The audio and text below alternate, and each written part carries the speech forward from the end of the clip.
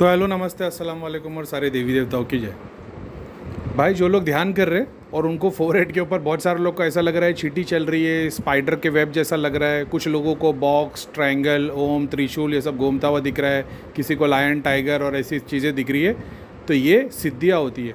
और ये छोटी सिद्धियाँ है। छोटी का मतलब इसका कोई काम नहीं, ऐसा नहीं है। छोटे काम जैसे सुई का काम अलग है, तलवार का अलग है, एरोप्लेन का अलग है, वैसे छोटी सिद्धियाँ है। तो ये सारी जो फोरहेड के पास घूम रही है, सर के ऊपर घूम रही है, आज्ञा चक्र की सिद्धियाँ है। जो भी ध्यान करेगा नॉर्मली 5-10 मिनट, 15 मिनट या 2 घंटे तक ये आजू बाजू में घूमेगी रह के। मतलब आप ध्यान करने बैठे हो तो आपको 10-15 मिनट तक दिखाई देगा, फिर नहीं दिखाई देगा। तो क्योंकि तुम्हारा वो इतनी देर से इसके लिए तुम्हारे को दिखाई दे रही है क्योंकि तुम्हारे अभी तक ब्रेन में तुमने उस लेवल पे मेडिटेशन को लेके नहीं आया ताकि वो जगह ले सके।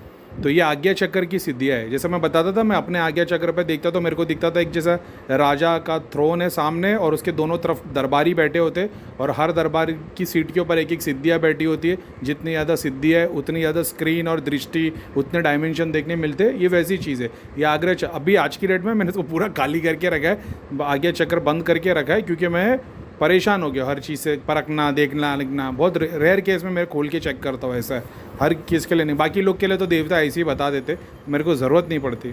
वो आप भी सीखोगे, आपको भी समझ में आएगा। पहले एक्साइटिंग लगेगा, बाद में जब हर जगह हर चीज़ दिखने लगेगी ना, तो फिर आपको मतलब हर बंदे की तकलीफ़ दिखाई देगी, उसके बाजू में उसके राक्षस, प्रेत और उसके कर्म दिखाई देंगे। तो तुमको फिर तुम उससे लड़ते रह जाओगे, इससे इसके लिए जाप, उसके लिए जाप, यहाँ से प्रेत उठा, वहाँ से प्रेत उठा। फिर तुमको लगा यार भगवान ने ये मकसद से नहीं बनाया था। फिर तुमको कर्मों की साइकिल समझ में आएगी, तुमको समझ में आएगा। बस सबके लिए दुआ करते जाओ। ये नहीं कि भाई इसके लिए भी जाप करो, उसके लिए भी जाप करो, उसकी सिद्धियाँ मोक्षधाम भेज दी, उसके पीछे 4 चुड़ैल वो मोक्षधाम भेज दी। ऐसा नहीं, वो समझ में आएगा कि ये कर्मों के सिद्धांत है भगवान के बनाए हुए। दुआ करते जाओ, जाप करते जाओ, लेकिन वहाँ तक पहुँचने के लिए सिद्धियाँ लगेगी। तो ये सारी आज्ञा चक्र की सिद्धियाँ है, ठीक है। तो जैसे जैसे आप लोग ध्यान के अंदर स्टिलनेस तुम्हारी बढ़ेगी, जितना सुकून से ध्यान करोगे, जिज्ञासा नहीं होगी, फास्ट भागने की चीज़ नहीं होगी। और जिज्ञासा नहीं होना बोलना ठीक नहीं है, जिज्ञासा तो चाहिए ही, लेकिन किसी चीज़ के भागो मत। स्टिल बैठे रहो, रिसीवर बन के अपने आप चीज़ें तुम्हारे पास आएगी। तुम उस चीज़ के पीछे भागोगे ना तो फिर वो नहीं, वो चीज़ तुम अचीव कर पाओगे। तो ये वो सिद्धियाँ है जो तुम देख रहे हो, हाथ पैर के पास, रिस्ट के पास। जैसे मेरे पुराने वीडियो में धाम के लोग देखते थे कि करीम भाई आपके हाथ के ऊपर फोराम से मंत्र घूमते हुए दिखाई दे रहे, और चेस्ट के ऊपर और बाइसेप्स पे, कमर के पास, पेट के पास एक मंत्रों की साइकिल बनी है, वो सर्कल बनी है, गोल गोल घूमते हुए दिखाई दे रही। तो उस टाइम पे लोगों को पता नहीं था क्या है। तो ये सारी बहुत सारी अलग अलग मंत्रों की सिद्धि होती है, यंत्रों की होती है, तंत्र की होती है। ये ब्रह्मांड में बहुतों की ऐसी घूम रही है, तो अपने पास में जमा हो जाती है चीज़ें, जो लोग ये काम कर रहे होते हैं। तो ये वो सिद्धियाँ है जो तुम्हारे पास चारों तरफ घूम रही है। हाँ, अगर तुम्हारे को दबाव फील हो रहा है, दर्द फील हो रहा है मेडिटेशन ध्यान में, तो तुमने घर पे पितरों को कोई स्थान दिया होगा, कोई आदमी गुरु की फ़ोटो लगी होगी, गोली गुरु की, उसकी वजह से दबाव फील होगा। वो चीज़ को हटा दोगे, जैसे जैसे एक एक करके हटाते जाओगे वैसे वैसे और पोर्टल्स खुलेंगे और चीज़ें सूक्ष्म दिखाई देगी।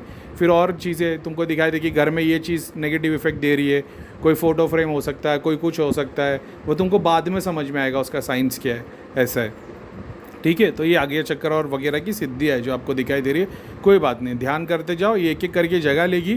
तो जगह लेके फिर तुम्हारे पोर्टल्स खोल देगी। उसके बाद में फिर ये तुम्हारे को सिखा के फिर आगे निकल जाएगी किसी और के पास, ठीक है।